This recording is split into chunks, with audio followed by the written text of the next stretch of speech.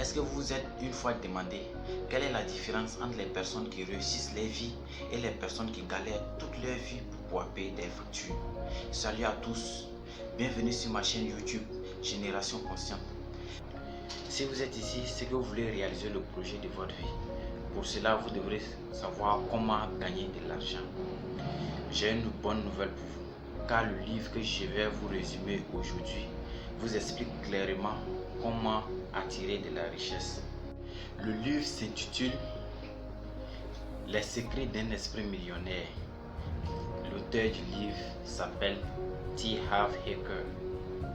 Avant de rentrer dans le vif du sujet, je vous invite à vous abonner à ma page Génération Consciente, à aimer cette vidéo et à la partager au maximum. Les secrets d'un esprit millionnaire par T. Harv Eker est un aperçu dans la tête des millionnaires et nous montre que la richesse commence dans son esprit avant de se manifester matériellement. On a tous, consciemment ou inconsciemment, un plan financier intérieur qui détermine avec précision l'avenir de nos finances personnelles. Un plan financier intérieur, c'est l'ensemble des conceptions qu'on a à propos de l'argent qu'on hérite généralement de nos parents.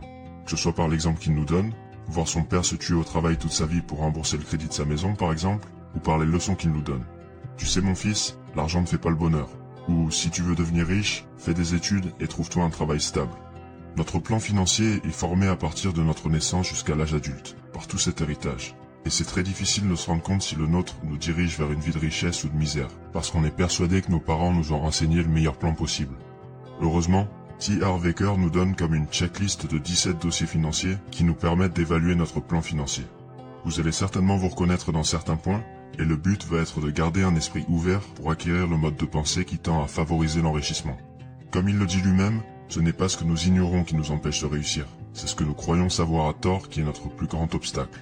On va voir ensemble les 7 dossiers qui me semblent les plus importants, et je vous invite à lire le livre si vous voulez approfondir avec les 10 autres dossiers.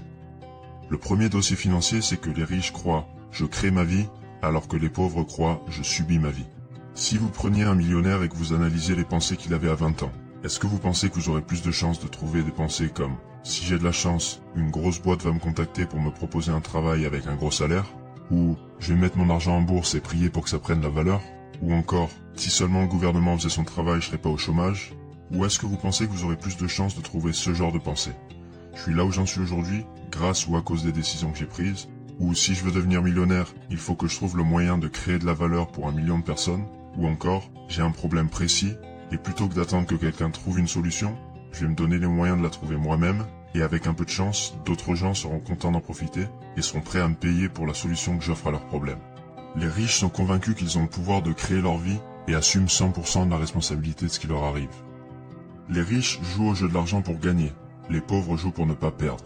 Une des caractéristiques de ceux qui tendent à rester pauvres, c'est qu'ils jouent de manière défensive plutôt qu'offensive. Si vous jouez au foot et que vous passez 90 minutes en défense, quelles seraient vos chances de gagner? Pourtant, c'est comme ça que beaucoup de gens gèrent leurs finances. Ils cherchent à gagner suffisamment pour payer leurs factures, sans se soucier de leur avenir. Jusqu'au jour où ils ont un accident ou un paiement qu'ils n'avaient pas vu venir, ils se retrouvent coincés, obligés de rentrer dans le cercle infernal de la dette pour survivre. Les riches, au contraire, savent que dans la vie, le plus risqué, c'est de ne prendre aucun risque.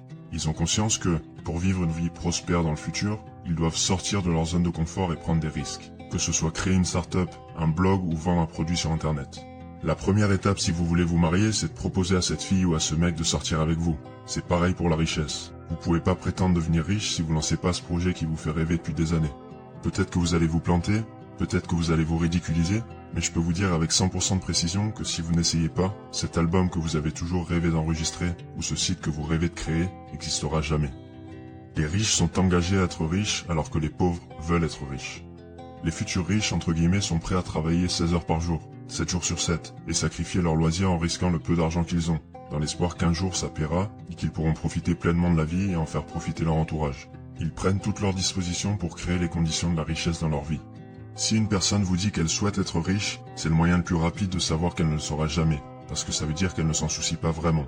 La raison principale pour laquelle la plupart des gens n'obtiennent pas ce qu'ils veulent, c'est qu'ils ne savent pas ce qu'ils veulent. Déterminez avec précision la situation financière dans laquelle vous vous engagez à être dans 5 ans, il y a de fortes chances que vous y arriviez. Les riches se concentrent sur les opportunités, alors que les pauvres se concentrent sur les obstacles. Si le chemin qui se présente devant vous ressemble à ça, qu'est-ce que vous voyez? Les pauvres voient une succession d'obstacles. Les riches voient autant d'opportunités. Des opportunités d'apprendre, de mettre leur expertise à contribution, de travailler sur un projet qui a du sens et qui crée de la valeur, et aussi une opportunité de gagner beaucoup d'argent. Si vous vous surprenez à dire des choses comme « ça marchera jamais »,« imagine que je me lance et que je me plante complètement », ou « en 2018 c'est trop tard pour créer un podcast », il y a de fortes chances que vous ayez du mal à voir des opportunités. J'ai fait toute une vidéo sur comment transformer les obstacles en opportunités, vous pouvez la regarder ici si c'est pas déjà fait. Le 5e dossier financier, c'est que les riches se concentrent sur leur valeur nette, alors que les pauvres se concentrent sur leurs revenus gagnés. Une fausse croyance concernant l'argent, c'est que la richesse financière se mesure grâce aux revenus. C'est-à-dire que si vous gagnez un salaire de plus de 120 000 euros, ça ferait automatiquement de vous un riche. Mais on connaît plein de personnes qui gagnent bien plus que ça et qui sont fauchées. C'est parce qu'ils oublient les 3 autres éléments de la richesse. Les économies, les investissements et la simplification. Ces 4 éléments constituent la valeur nette. Les économies sont fondamentales. On peut gagner beaucoup d'argent, mais si on n'en garde pas, on sera jamais riche. Pour citer le livre Père riche, Père pauvre, la richesse c'est combien d'argent vous gardez, pas combien d'argent vous gagnez. Ensuite, les investissements sont aussi fondamentaux, parce qu'ils déterminent l'argent que vous allez gagner dans le futur. Et enfin, la simplification c'est la capacité à vivre avec moins et se sentir riche malgré tout. Donnez 3 repas par jour et un toit à un enfant du tiers-monde et il se sentira riche. Si vous ne vous sentez pas riche avec déjà beaucoup plus que ça, vous ne vous sentirez pas beaucoup plus riche avec toutes les villas et les voitures de luxe du monde. Les riches gèrent bien leur argent alors que les pauvres le gèrent mal. Les riches ne sont pas plus intelligents que les pauvres. On peut trouver plein d'exemples de personnes riches qui ne semblent pas percuter grand-chose. Ce qui fait la différence, c'est qu'ils savent bien faire une chose, c'est gérer leur argent. Une fois que vous saurez gérer votre argent, vous en obtiendrez bien plus. Imaginez qu'on vous donne 1000 euros et que vous perdiez tout. Est-ce que vous pensez avoir mérité d'en avoir plus ? Tant que vous ne vous serez pas montré capable de gérer ce que vous avez, vous n'en aurez pas plus. Vous devez acquérir l'habitude et la capacité de gérer une petite quantité d'argent avant de pouvoir en obtenir une grande quantité. Les riches apprennent et grandissent sans cesse, alors que les pauvres croient déjà tout savoir. Vous savez les 2 mots les plus dangereux de la langue française d'après Harv Eker ? Je sais. Les pauvres tentent souvent de prouver qu'ils ont raison. Ils vous expliqueront qu'ils sont pauvres à cause des circonstances et que ça va bientôt se régler. On peut avoir raison ou on peut être riche, mais pas les deux. Avoir raison, ça veut dire qu'on reste accroché à nos anciens modes de pensée, mais on réalise pas que c'est ces anciens modes de pensée qui nous ont amenés là où on est aujourd'hui. Si on considère qu'on ne peut pas s'instruire par manque de temps ou d'argent, on ne pourra pas développer les connaissances nécessaires pour atteindre la richesse. Les riches savent que la connaissance c'est le pouvoir, et le pouvoir c'est la capacité d'agir. Devenir riche au final, c'est pas vraiment chercher à gagner beaucoup d'argent, mais plutôt chercher à se perfectionner soi-même en développant un caractère et un esprit qui nous permettent, indirectement, de devenir riche. Vous en pensez quoi ? Est-ce que votre plan financier est réglé sur la richesse ou sur la pauvreté ? Quel est le point sur lequel vous allez devoir travailler pour mettre toutes les chances de votre côté ?